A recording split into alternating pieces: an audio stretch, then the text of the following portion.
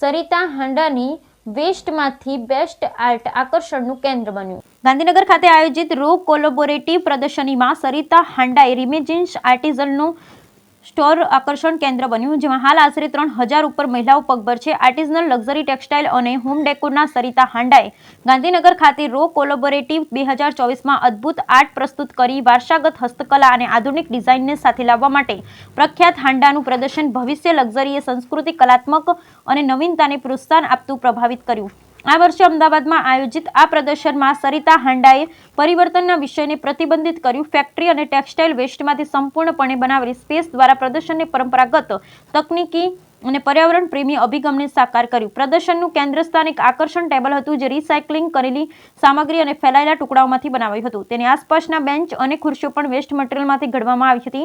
મુલાકાતીઓએ સરિતા હાંડાના હસ્તકલાકારો દ્વારા કરવામાં આવેલ લાઈવ એમ્બ્રોઇડરી ડેમોનો આનંદ માણ્યો, જે બ્રાન્ડની અનોખી કળાને નજીકથી જોવા મળી।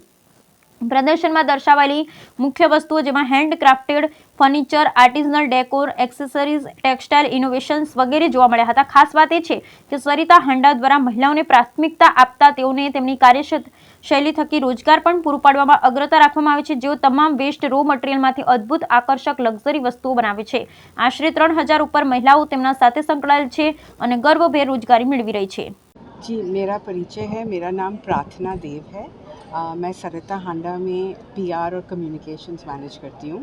हमारे साथ मेरी टीम है। यहाँ पे अनीशा है जो हमारी सेल्स हेड है, यहाँ पे नेहा है जो हमारी मार्केटिंग हेड है, और हम बहुत खुश हैं रॉ कोलैबोरेटिव के शो में आने के लिए। सरिता हांडा 1992 में इस्टेब्लिश हुआ था एज अ ब्रांड, और पिछले 12 साल से हम रिटेल में भी हैं, और हमारी एक्चुअली अहमदाबाद में दुकान भी है।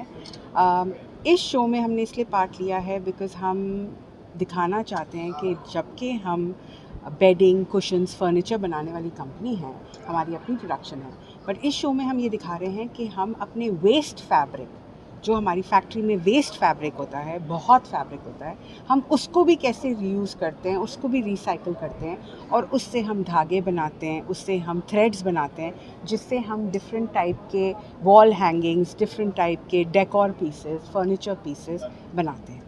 तो हमारी सेलिब्रेशन इस बारी सेलिब्रेशन ऑफ सस्टेनेबिलिटी है। सस्टेनेबिलिटी इज़ हिंदी में बोलना चाहूँ तो सस्टेनेबिलिटी है कि कैसे हम